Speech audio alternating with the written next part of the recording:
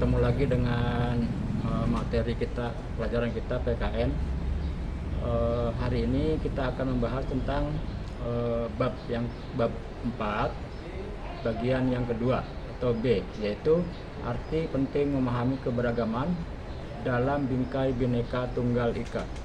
Tapi sebelumnya kita membaca doa terlebih dahulu. Semoga apa yang kita dapati hari ini dalam pembelajaran hari ini membawakan manfaat bagi diri kita, ya, dan tentunya kita berharap kita selalu dalam keadaan sehat walafiat, ya. Kali ini kita akan membahas tentang arti penting memahami keberagaman dalam bingkai Bhinneka Tunggal Ika.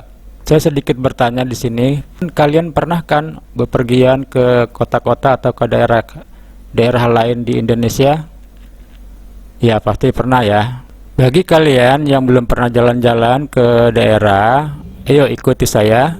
Saya akan mengajak kalian untuk jalan-jalan ke kota-kota di Provinsi Jawa Barat. Mari. Mengenal 514 kabupaten kota di 34 provinsi. Provinsi Jawa Barat dengan 9 kota dan 18 kabupaten.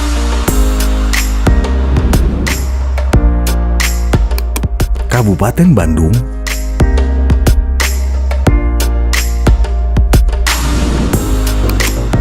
Kabupaten Bandung Barat,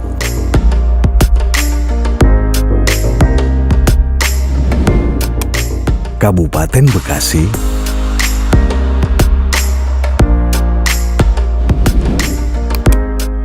Kabupaten Bogor,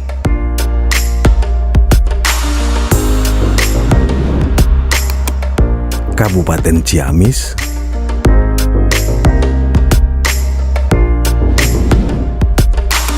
Kabupaten Cianjur,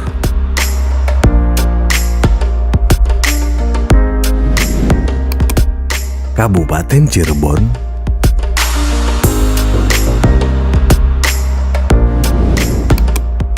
Kabupaten Garut,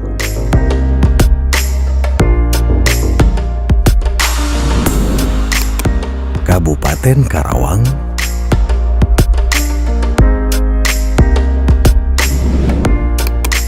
Kabupaten Indramayu,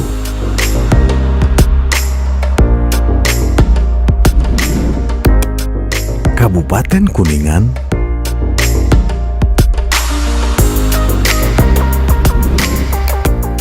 Kabupaten Majalengka,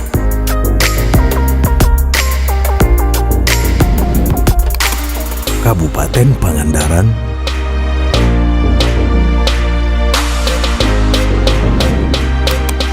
Kabupaten Purwakarta,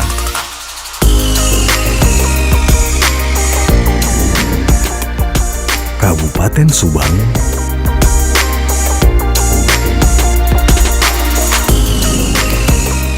Kabupaten Sukabumi,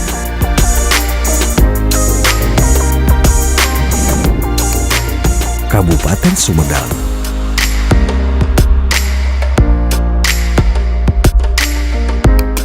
Kabupaten Tasikmalaya,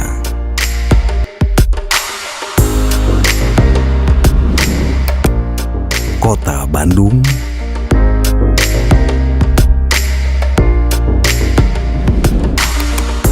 Kota Banjar,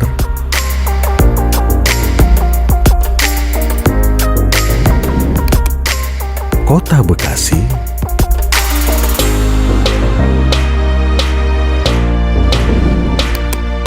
Kota Bogor,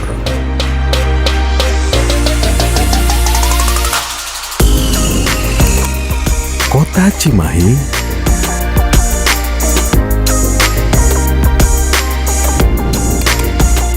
Kota Depok,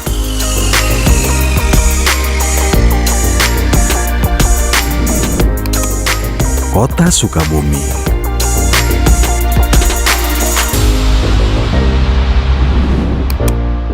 Kota Tasikmalaya,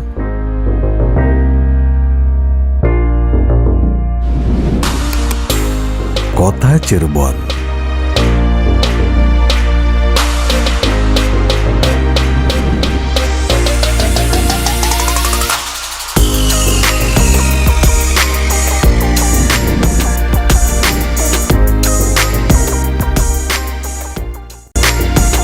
sekalian, mungkin bagi yang udah pernah ya, bagi yang sudah pernah, kamu bisa membedakan yang tadi saya bilang bahwa di Indonesia itu terdiri dari berbagai pulau, dari banyak pulau, tidak hanya satu pulau.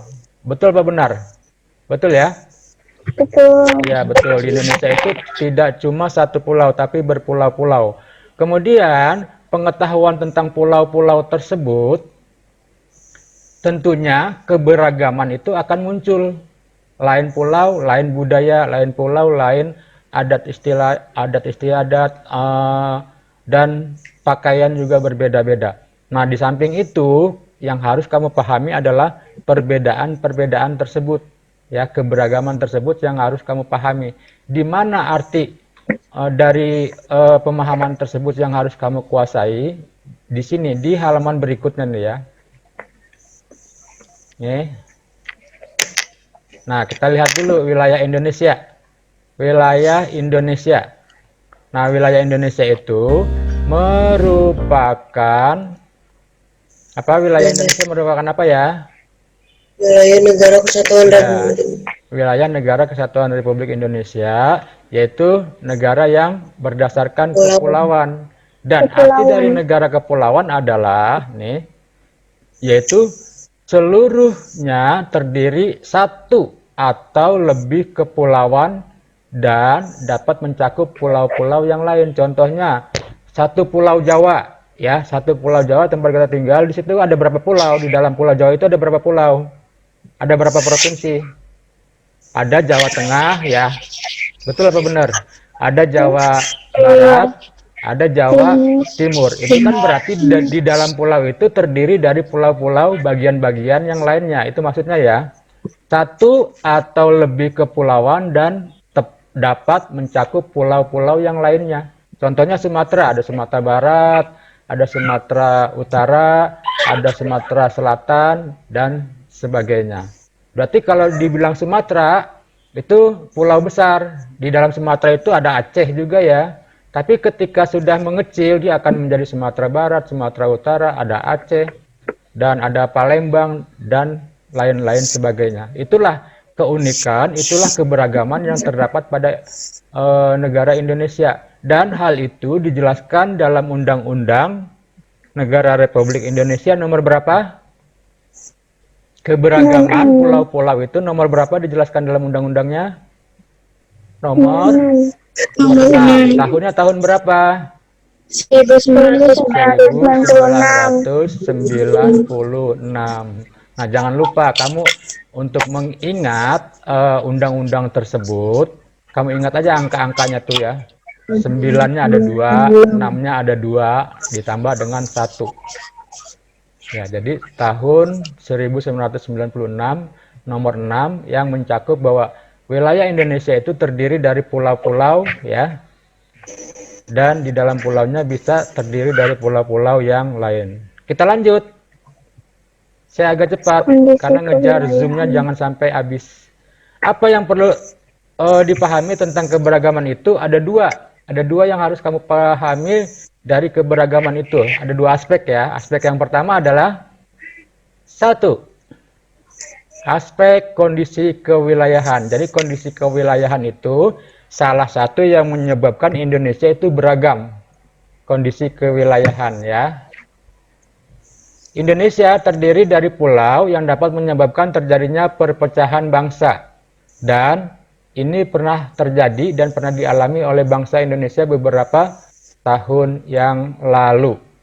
Ya, karena keberagaman tersebut, maka Indonesia itu rentang untuk terjadinya pemberontakan atau terjadinya perpecahan bangsa. Karena faktor perbedaan-perbedaan tadi, keberagaman tadi. Yang berikutnya, selain aspek kewilayahan, ada juga yang disebut dengan aspek sosial budaya. Nah, sosial budaya itu seperti adat ya dan lain sebagainya. Aspek ini menunjukkan bahwa masyarakat Indonesia diwarnai oleh berbagai macam perbedaan. Ya, kondisi inilah yang akan menjadikan bangsa Indonesia itu menyimpan potensi. Nah, kalau menyimpan berarti sudah ada di situ ya. Menyimpan sudah ada, cuman belum muncul. Ketika kamu menyimpan uang, berarti kan uang kamu nggak terlihat ya. Nah, disitulah bangsa Indonesia itu menyimpan potensi terjadinya konflik. Menyimpan, disimpan dulu ya, nanti suatu saat bisa saja meledak kalau tidak dijaga oleh aparat pemerintah atau aparat yang lainnya. Dan ini pun sering dialami oleh bangsa Indonesia, yaitu konflik antar kelompok masyarakat yang latar belakangnya adalah perbedaan sosial budaya kayak gimana gitu ya. Berawal pada Februari sosial budaya itu 2001 seperti apa? dan berlangsung Kebiasaan sepanjang ya, tahun kebiasaan itu. di daerah tersebut. Konflik ini dimulai Misalnya di kota harusnya Sampit, begini Kalimantan Tengah, dan meluas ke seluruh provinsi, termasuk ibu kota daerah lain Palangkaraya. pun berbeda, Konflik sehingga ini ada terjadi orang antara lain, suku daerah Dayak lain yang asli dan warga tinggal di migran situ tidak Madura mengikuti dari Pulau aturan yang Madura. ada, dia mengikuti aturan di Konflik sendiri, tersebut maka itu akan pecah pada bertentangan. 18 Dan Februari itulah tahun nanti yang akan 2001 menjadi ketika bentrokan-bentrokan dua di warga antara Madura diserang oleh perbedaan sejumlah warga Dayak. adat tadi atau status sosial tadi. Seperti itu ya. Nah, kemudian kenyataan terjadinya konflik itu perlu dijadikan perhatian bagi semua komponen bangsa. Komponen bangsa itu siapa aja ya? Ada yang tahu komponen bangsa itu siapa aja? Masyarakat. Ya, ada aparat polisian, ada aparat TNI, ada aparat DPR, ada masyarakat itu sendiri ya. Nah, itulah yang harus diperhatikan, jangan sampai konflik-konflik tadi itu terjadi. Kalau sudah terjadi akan membahayakan. Bukan saja membahayakan bagi diri sendiri, tapi juga membahayakan bagi orang lain, bagi tetangga, bagi saudara, bagi saudara-saudara sekota atau sedaerah atau seprovinsi, itu ya. Itu dijaga. Yang berikut, nah ini yang harus kamu ketahui, apa sih sebetulnya persatuan itu dan apa sebetulnya kesatuan. Ada persatuan dan ada kesatuan. Apa arti dari persatuan dan kesatuan? Siapa yang tahu? Siapa yang tahu? Persatuan, kalau dahulu itu zaman saya masih kecil, TPRI itu punya semboyan. TPRI menjalin persatuan dan kesatuan. Masih ada nggak sekarang di TPRI? Siapa yang pernah nonton TPRI? Saya udah lama nggak nonton TV. Nggak nonton, Pak. Nggak nonton. Nontonnya saya YouTube melulu sekarang. Nggak pernah nonton TV. Ya, ketika ada berita, saya nontonnya di YouTube, bukan di TV. Ada yang tahu? Ya, kalau belum ada yang tahu, Ya. nanti kamu cari tahu ya. Nanti kamu cari tahu apa sih arti persatuan dan kesatuan. Saya tunggu 5 menit. Sambil kamu mendengarkan, sambil kamu kebet-kebet bukunya. Atau sebetulnya di file ini juga ada arti persatuan dan kesatuan. Di file ini ada. Ya, dibuka-buka ya. Nanti 5 menit lagi saya tanyakan lagi. Kita berlanjut dulu ke halaman yang berikut. Berdasarkan dua aspek tadi, maka penting bagi kita untuk memahami keberagaman. Nah, kita penting. Nah, ini yang dianggap penting, kita harus memahami. Ya, tadi kan di judulnya pentingnya arti ya, arti pentingnya berarti yang harus kita ketahui adalah dua aspek tadi. Ya, aspek sosial budaya dan aspek kewilayahan. Ya, itu yang harus kita pahami. Dan mempertahankan persatuan dan kesatuan negara Republik Indonesia.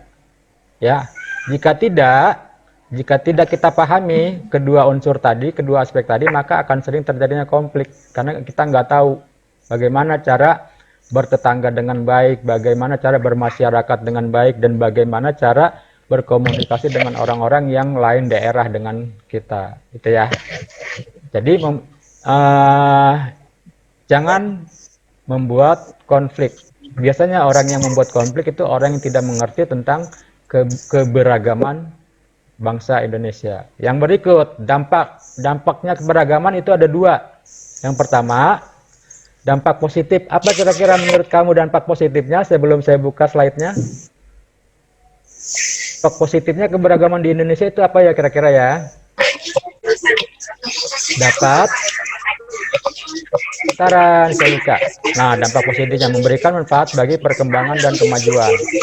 Ya, kalau Dampak positif berarti antara adat yang satu dengan yang lainnya itu bersatu berbaur untuk membangun. Tapi kalau berantem lulu, kapan mereka akan membangun? Dikit-dikit ribut, dikit-dikit berantem, dikit-dikit main pukul-pukulan, kapan mereka membangun? Tapi kalau akrab, kompak, ya, dia pasti akan bisa membangun untuk kemajuan bangsanya atau untuk kemajuan daerahnya. Terus selain ada dampak positif, ada juga dampak negatifnya. Tadi sudah disebut-sebut, dampak negatifnya adalah apa?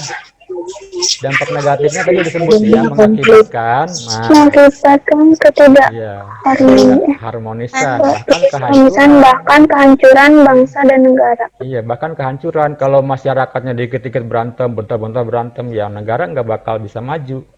Negara akan terus selalu dihantui dengan keributan-keributan, sehingga bagaimana kita akan membangun ya kalau suasananya berantem melulu. Contohnya akan membangun jembatan, tetapi di sekitar jembatan itu banyak orang yang berantem. Apa kita bisa membangun jembatan kalau di sekitar itu masyarakatnya pada ribut, pada berantem? Enggak.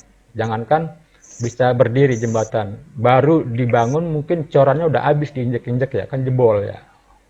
Ya, jebol jadinya. Yang berikut, keberagaman di Indonesia itu terdiri dari keberagaman Indonesia. Indonesia ini maksudnya salah ngetik ya. Terdiri dari suku bangsa, budaya, kemudian adat istiadat, lalu ras. Ras tahu nggak ras? Ras tahu ras? Ras itu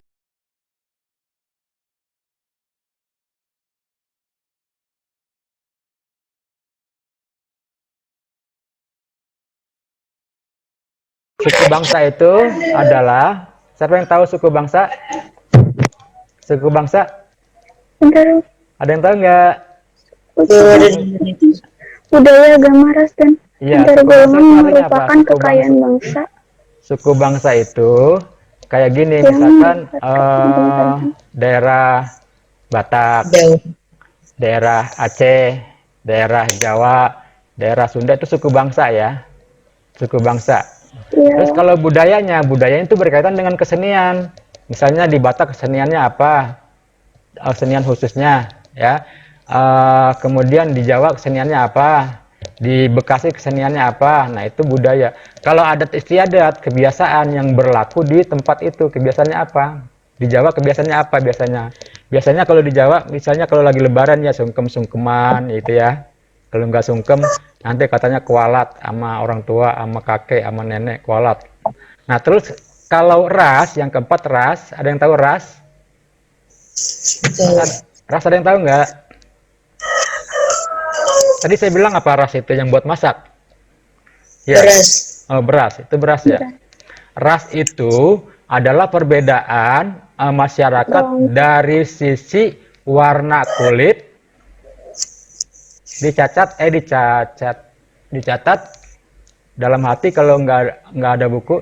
Golongan bangsa berdasar ciri-ciri fisik dan garis keturunan. Setiap manusia memiliki perbedaan ras dengan manusia lainnya karena adanya perbedaan ciri-ciri fisik seperti warna kulit, warna dan bentuk rambut, bentuk muka, ukuran badan, bentuk badan, bentuk dan warna mata, dan ciri fisik yang lain. Nah, itu ras itu maksudnya di situ ya, perbedaan-perbedaan ya kan. Kalau kita lihat misalkan ketemu orang Batak, wah fisiknya kayak begini, rambutnya kayak begini. Terus ada ketemu lagi orang Sunda, oh begini ya. Jadi kamu dari faras kamu, dari muka kamu, dari bentuk fisik kamu itu orang bisa menilai, bisa tahu oh kamu dari daerah ini, oh kamu dari daerah ini gitu ya. Seperti itu. Jadi ras itu adalah ciri-ciri khusus dari fisik seseorang. Ya, contohnya kalau di Sunda orangnya putih-putih, bersih-bersih karena udaranya dingin di sana, jadi jarang kena sinar matahari. Terus kalau yang hitam-hitam itu orang mana dan seterusnya. Terus ada yang rambutnya keriting, ada yang rambutnya keribu, ada yang lurus ya gitu ya. Keritingnya ada yang keriting halus, ada yang keritingnya berombak dan lain sebagainya. Nah, terus perbedaan yang lainnya, keberagaman yang lainnya itu agama. Agama itu terdiri dari berapa kalau di Indonesia? Ada 5 ya? Ada 5? 6 itu kepercayaan, satu lagi. Tapi yang ke satu itu kayaknya belum resmi ya. Yang resmi itu hanya 5 ya. Ada Islam, ada Hindu, ada Buddha, ada Buddha. Katolik, ada Protestan. Nah, yang keenam itu kayaknya saya belum tahu kalau itu Konghucu, udah Pak. masuk. Iya, itu nggak masuk ini, Neng. Belum masuk ke dalam undang-undang maksudnya ya. Nah, ini maksudnya yang 5 agama yang 5 itu yang udah ada di undang-undang, di Undang-Undang Dasar 1945, ya. Hmm. Terus dari sisi-sisi yang lain antar golongan ya tadi golongan misalkan golongan Batak, golongan Madura atau golongan Aceh, nah itu golongan-golongan ya, golongan itu sama dengan ya budaya, hampir sama dengan yang tadi. Nah, terus yang ingin saya tanyakan kembali, mungkin di antara kamu ada yang ngerti, kenapa sih dahulu itu sampai sekarang agama itu bisa banyak di Indonesia sampai 5, sedangkan di negara lain paling ya cuma 1 atau 2, kok di Indonesia sampai 5 ya? Apa sih faktor-faktornya yang membuat agama itu menjadi banyak di Indonesia? Ada yang tahu? Bahkan tadi ada yang menambahkan ada Konghucu, ada yang lainnya, terus ada aliran kepercayaan. Kenapa? Faktor apa yang membuat agama itu banyak? Ini kan Pak, keberagaman, bentar. Keberagaman dalam masyarakat Indonesia sudah menjadi ketetapan Tuhan Yang Maha Esa. Keberagaman merupakan anugerah, bukan nih? Bukan itu. Ini yang berkaitan dengan agama. Kenapa bisa banyak agama di Indonesia? Karena dahulu kala ketika zaman sebelum zaman Belanda, sebelum zaman Jepang, itu wilayah Indonesia kan tidak ada agama ya, belum ada agama ya. Yang ada hanya kepercayaan, animisme dan dinamisme. Pernah dengar di SD? Ya, keyakinan, animisme dan dinamisme. Kemudian itu berlaku turun-temurun dari zaman Raja 1 ke Raja yang 2 sampai dengan masuknya Belanda, Jepang, Eropa, Inggris dan lain sebagainya. Nah, di situ orang Jepang itu membawa kebudayaannya seperti apa, orang Inggris membawa kebudayaannya di Indonesia seperti apa. Nah, kebudayaan mereka itulah yang menyebabkan agama itu menjadi banyak. Kemudian kalau Islam dari budaya mana? Dari budaya Arab. Hindu dari budaya mana? Budaya India, Buddha India, Kristen Eropa, ya Inggris, Amerika, Belanda dan seterusnya. Dari Eropa yang pasti ya kalau Kristen. Hindu Buddha itu dari India, ya. Semuanya menjadi 5. Kalau antar golongan ini nih ya, ini sama dengan budaya tadi atau suku bangsa. Itu yang menyebabkan agama banyak, sedangkan di negara lain mungkin cuma 1 agama ya, atau 2. Itu pun belum tentu diakui sama pemerintahnya. Jadi masing-masing agama pemerintah itu tidak menangani soal agama, terserah gitu ya. Jadi urusan sendiri. Namun dengan demikian kita tetap bersatu walaupun tadi agama kita banyak di Indonesia, rasnya macam-macam, adat istiadatnya, budayanya semuanya berbeda dan banyak sekali. Kita tetap bersatu dalam mengisi kemerdekaan ya, untuk cita-cita negara yang merdeka, bersatu, berdaulat, adil dan makmur. Kalau disingkat Mbam itu apa? Ini Mbam nih. Pipinya Mbam. Ya, Mbam itu adalah kependekan dari yang merdeka, bersatu, berdaulat, adil dan makmur. Kita akan ke halaman yang berikutnya yaitu ya, yang harus kita pahami, harus kita hayati bahwa Tuhan itu menciptakan manusia berbeda-beda bukan untuk saling bermusuhan, melainkan untuk saling mengenal dan bersaudara satu dengan yang lainnya. Hal ini dijelaskan dengan semboyan atau moto yaitu Bhinneka Tunggal Ika. Semboyan Bhinneka Tunggal Ika itu dapat ditemukan pada kitab Sutta Soma ya, yang ditulis oleh Empu Tantular dalam bahasa Jawa kuno, yang artinya adalah agama Buddha dan Hindu merupakan zat yang berbeda, tetapi nilai-nilai kebenaran Buddha dan Hindu adalah tunggal, terpecah belah tetapi satu jua. Secara harfiah atau secara bahasa, teks itu mengandung arti bahwa Bineka artinya beragam, tunggal artinya satu, dan ika artinya itu. Jadi kalau dipadukan adalah beragam satu itu. Nah, kemudian semboyan Bhinneka Tunggal Ika terdapat juga pada lambang negara Republik Indonesia, yaitu Garuda Pancasila. Pada sebuah pita yang dicengkram burung Garuda tertulis Bhinneka Tunggal Ika, yang artinya dapat diartikan pula berbeda-beda tetapi tetap satu. Nah, kemudian semboyan negara Indonesia sebagai dasar untuk mewujudkan persatuan dan kesatuan Indonesia dengan menjalin persatuan dan kesatuan.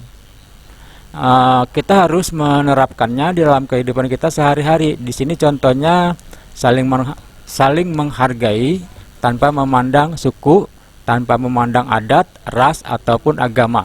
Tanpa adanya kesadaran sikap itu, ya, pasti akan terjadinya perpecahan dalam kehidupan berbangsa, bernegara, karena pasti setiap orang hanya akan mementingkan dirinya sendiri atau daerahnya tanpa mementingkan kepentingan bangsa dan negara. Nah, demikian materi yang bisa saya sampaikan. Jika kalian ada yang belum mengerti, kurang paham, silahkan boleh bertanya. Ada yang mau bertanya tidak? Baik, kalau tidak ya, sekarang sebagai kesimpulan, kita buat kesimpulan bareng, yaitu dengan mengisi tabel-tabel yang ada di sini nih, ya, pengertian makna Bhinneka Tunggal Ika. Nah, di situ ada tiga pengertian yang harus diisi, yang harus kita ketahui sebagai kesimpulannya, ya. Di situ ada nomor, ada pernyataan, dan ada uraian. Nomor pertama, pengertian Bhinneka Tunggal Ika dalam buku Sutasoma apa? Nah, diisi di sini, ya. Apa pengertian Bhinneka Tunggal Ika dalam buku Sutasoma? Yang kedua, pengertian Bhinneka Tunggal Ika dalam lambang negara Garuda Pancasila. Apa? Di sini dijelaskan. Dan yang ketiga adalah makna semboyan Bhinneka Tunggal Ika secara umum, ya, secara umumnya apa? Ya, baik. Kalau sudah mengerti, silakan diisi itu, nanti dicatat di buku kamu masing-masing, ya. Terima kasih bagi kamu yang sudah bergabung. Terima kasih juga atas perhatiannya. Saya akhiri. Assalamualaikum warahmatullahi wabarakatuh.